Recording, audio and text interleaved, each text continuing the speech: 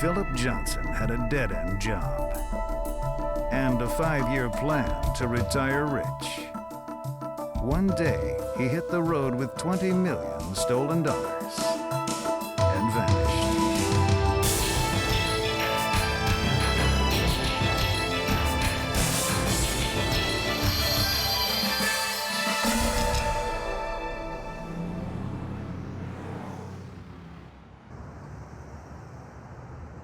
In March of 1997, 33-year-old Philip Johnson worked as a courier guard for Loomis Fargo Armored Cars in Jacksonville, Florida.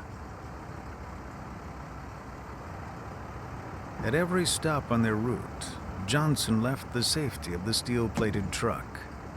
He checked for any suspicious activity.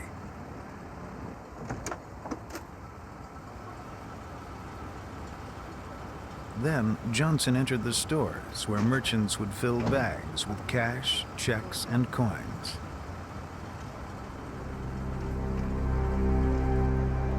The tens and thousands of dollars Johnson collected made him a tempting target to any gunman.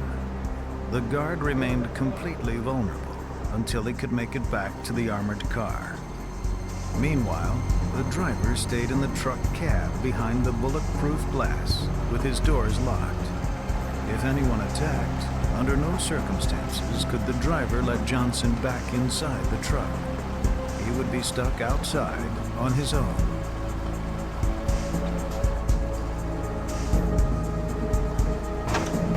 If clear, the driver would open the door. It was hazardous work without hazard pay. $7 an hour without health insurance, dental plan, pension, or overtime.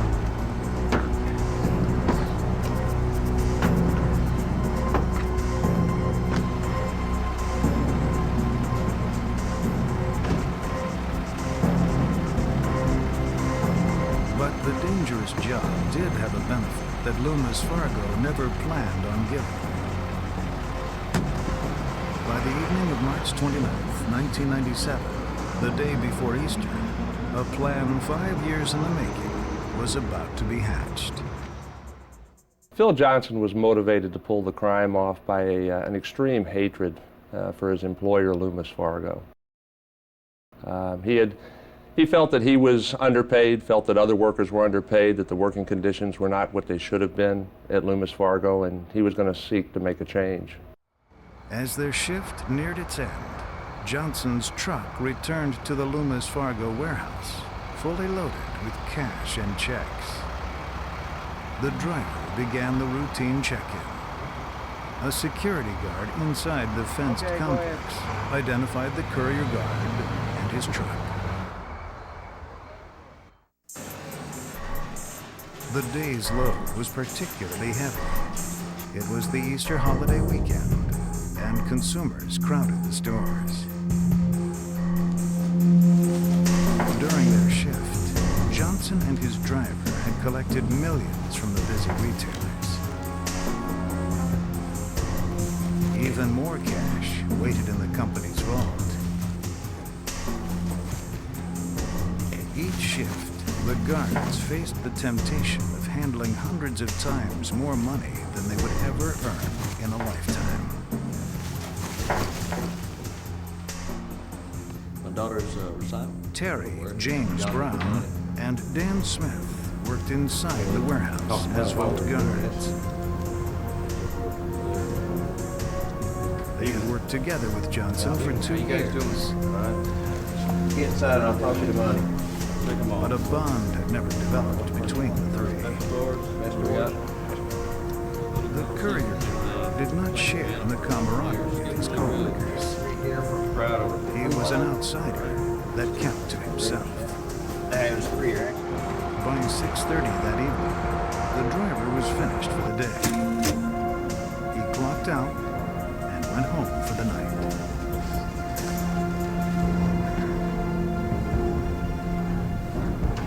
However, company regulations required Johnson to stay on. As courier guard, he had to wait while the day's load was booked in. Here you go, guys. He had to help store the money. Another card. models like yours.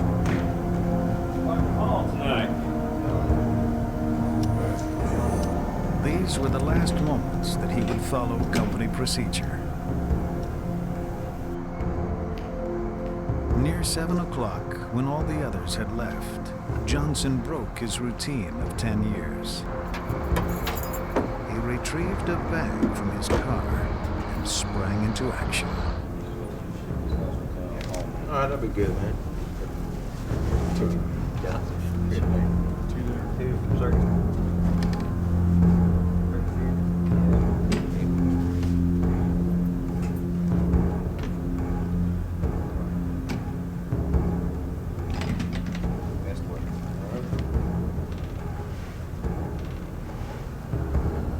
While the vault guards were busy, Johnson grabbed Smith's gun. Turn your back. Hands up. Back against the No, wall. what are you doing? Shut up! I mean, Come on out here. Hands up. Bill, what the hell are you Shut up! Hands on the back of your head. Now! You got it, Now! Brown, down. When asked Get the what he was shackles out of the doing, bag. Johnson told his coworkers it wasn't a joke. Then he ordered them to put shackles and handcuffs on and to lie down next to each other. Speed it up. Take that. Shackle. Lie on the floor. Lie on your belly. Lie on your belly.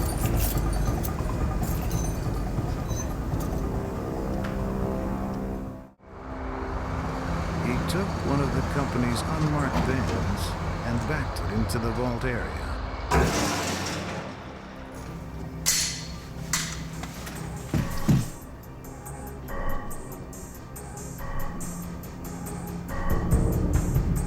You guys comfortable?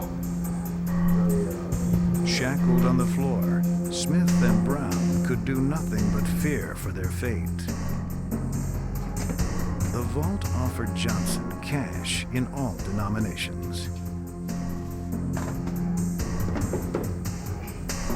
He left the coins and small bills of 1s and 5s. Don't move, boys.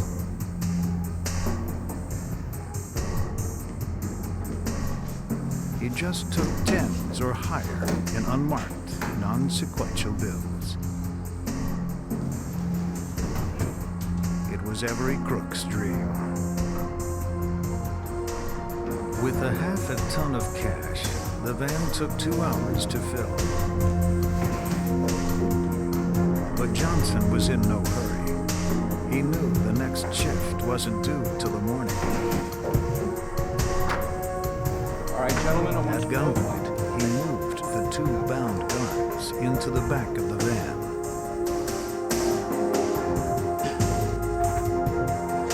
Stay covered up. Then he began cleaning up the crime scene. He moved the cars belonging to Smith, Brown, and himself out of the employee parking lot so no one would suspect they were still in the warehouse. Johnson then grabbed what the police would look for first, his personnel file. He also took the videotapes from the surveillance cameras. Last, he set the vault timer so that the door would not open until the next afternoon, Easter Sunday. Everything had gone according to his well-thought-out plan. Then, Johnson got careless.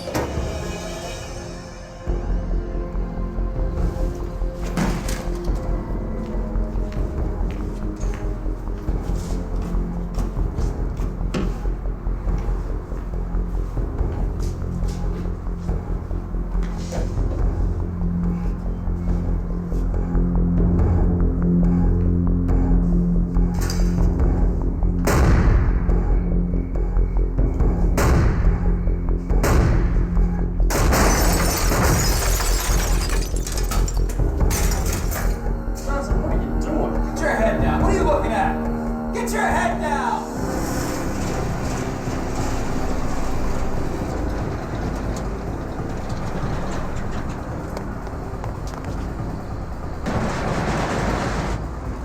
With Smith and Brown as hostages, he drove the van the short distance to his home.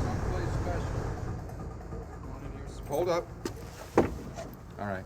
Go. Walk. Looking forward. What you doing, man? Just hold on. Just, all right. You see the closet right there?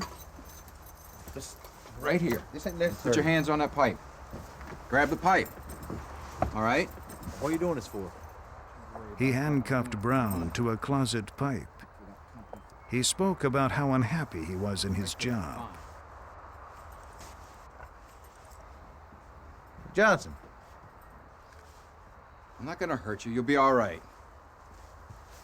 You just can't leave me like this. Around midnight, Johnson returned to the van.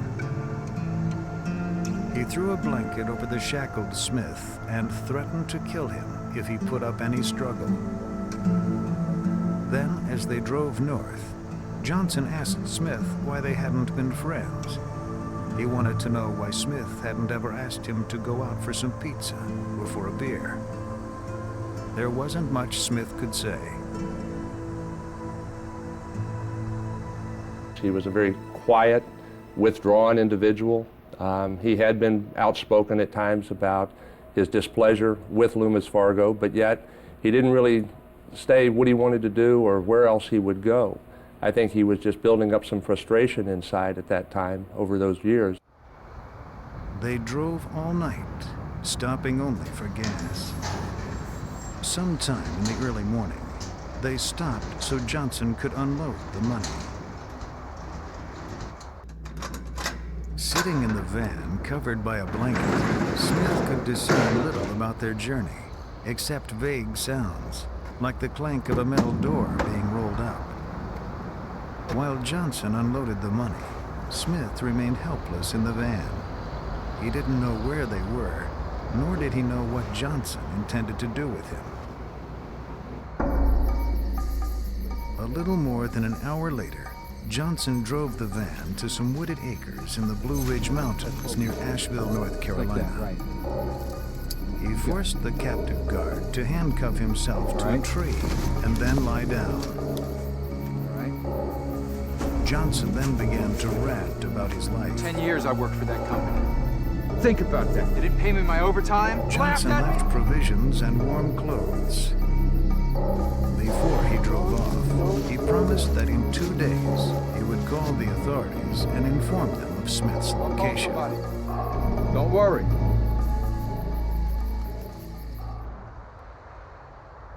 The next morning, employees arrived at Loomis Fargo, only to find that they were locked out of the warehouse. They called their supervisor. He arrived with the master set of keys. However, neither keys nor combination allowed them access to the vault.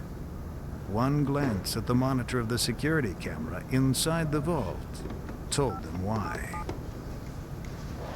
Yes, this is supervisor for Loomis Fargo. We have a problem. They had been robbed. Jacksonville police responded immediately to the call. But they had to wait hours for the technicians to open the vault.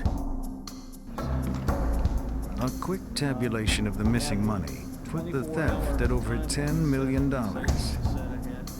The FBI immediately stepped in because of the amount involved and because much of it was federally insured money. The federal agents first inquired about missing Loomis personnel. All but Smith, Brown, and Johnson were accounted for. And Johnson's file was gone. You're missing Johnson.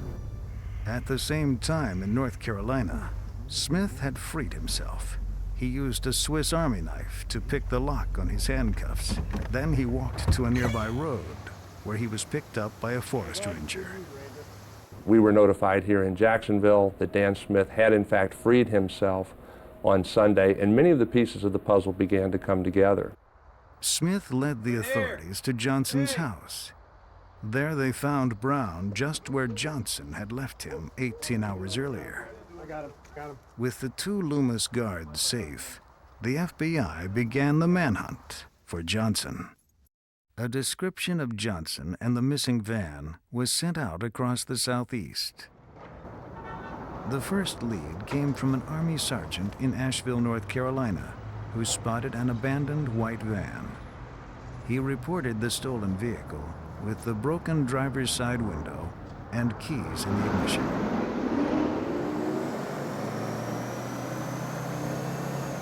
Within minutes, 65 police officers and FBI agents descended into the area. But they were too late. Their suspect had bought a one-way ticket out of town. He was safely on his way to freedom. $7 an hour, that's what Philip Johnson made.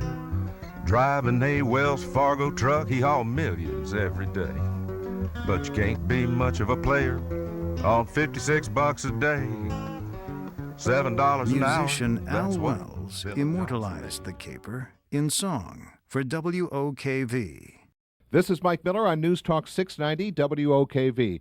So the story's this. A security guard named Phil Johnson, who works for Loomis Fargo, instead of going home after his shift, leaves with nearly $20 million. The improbable heist immediately seized the imagination of local broadcasters.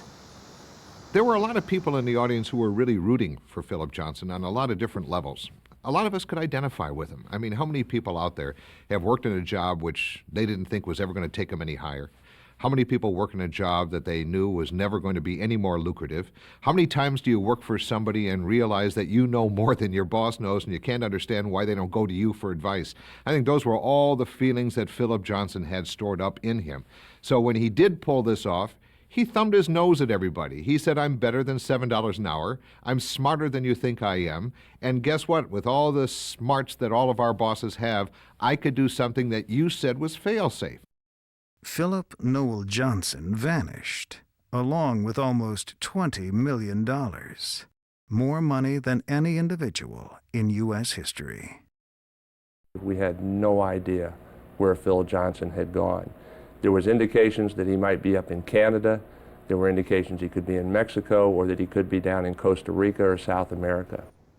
The only hope authorities had of finding Johnson lay in the jumble of evidence he had left in his home. Ironically, it was the chaos that was left behind at his house that created the confusion for law enforcement. There was so much stuff there. Investigators found Johnson's home to be one of a tormented but brilliant loner. They also discovered a paper trail that took them back 5 years earlier. Mucho. As far back as 1992, Johnson began preparing for his crime. Several former roommates told authorities Johnson was difficult to live with. Stop leaving your crap around in my room. Investigators discovered that Johnson stole his roommates' identities. He borrowed their driver's licenses and birth certificates to create a long list of aliases. The FBI began to canvass places where Johnson could have dropped off the money in the North Carolina area. Their stops included Mountain Home Mini Storage, a 100-unit storage warehouse 15 miles south of Asheville.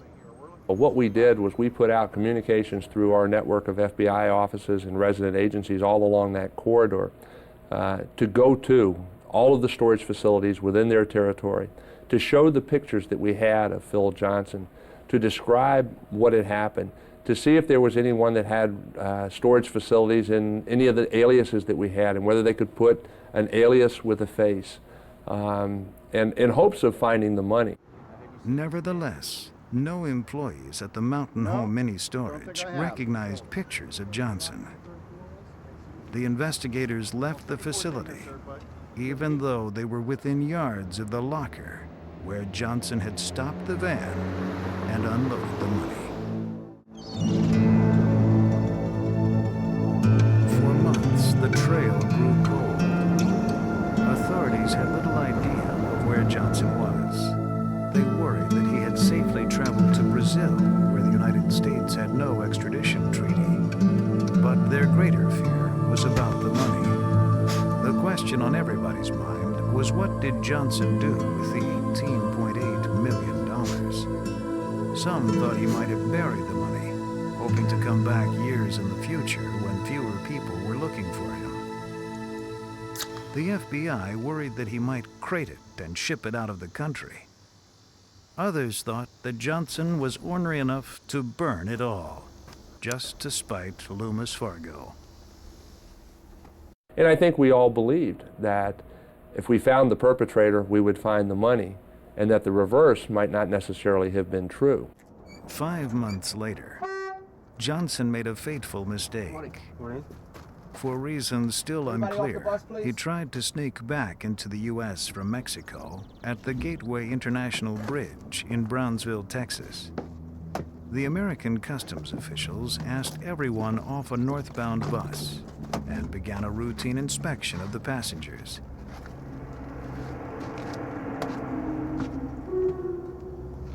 Customs Inspector Virginia Rodriguez walked right past a wanted poster for Johnson as she crossed to the bus, but she didn't recognize him. In the months since the heist, Johnson had lost weight, added a beard, and let his hair grow long. She asked him what he had been doing in Mexico for 2 weeks. He said he had been visiting friends. Do you have any ID?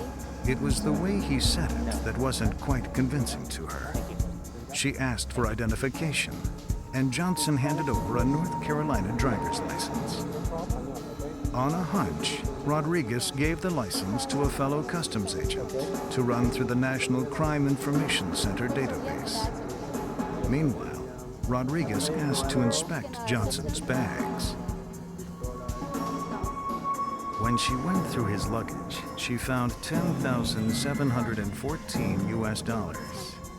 Rodriguez knew she was on to something. Okay, we got a problem with him on ID check. We're gonna have to detain him. Her fellow agent returned with the news that the name on the license, Roger D. Lauder, was an alias for Philip Johnson.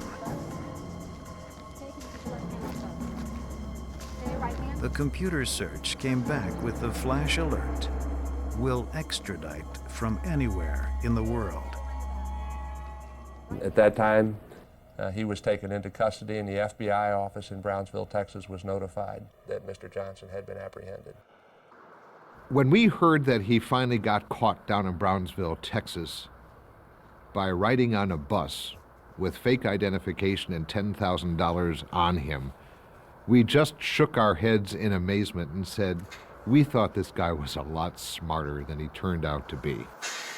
It's because he was just an average guy. So when he finally got caught in such an average way, we really shouldn't have expected anything else. Johnson was arrested and charged with armed robbery, kidnapping, and unlawful flight to avoid prosecution. If convicted on all counts, he faced a maximum sentence of life in prison and $1 million fine. Federal officials offered Johnson a deal in exchange for the missing money, but Johnson spurned any cooperation, thinking the money was safely hidden. He was wrong. When Johnson was arrested using the alias of Roger Lauder, FBI detectives discovered that a man using the same name had rented a room in Mexico City. A search of the boarding room yielded a yellow receipt from Mountain Home Mini Storage. At 2 in the morning on September 17th, 1997, FBI agents rolled up the door of the unit Johnson had rented. They found the missing Loomis Fargo money. Johnson left some personal items, including a book on depression and the videotape, If I'm So Wonderful, Why Am I Still Single? From the Brownsville arrest and the Mountain Home Storage Unit, the FBI recovered all but $100,000 of the millions that had been stolen. With the overwhelming evidence, there was little need for a trial. Johnson pled guilty to the charges of kidnapping, money laundering, and violation of interstate commerce under the Hobbs Act. He was sent to a maximum security federal prison, where he currently serves a 25-year sentence. The restitution he owes Loomis Fargo is $59,834.70. It will be paid back through prison labor at a lot less than $7 an hour.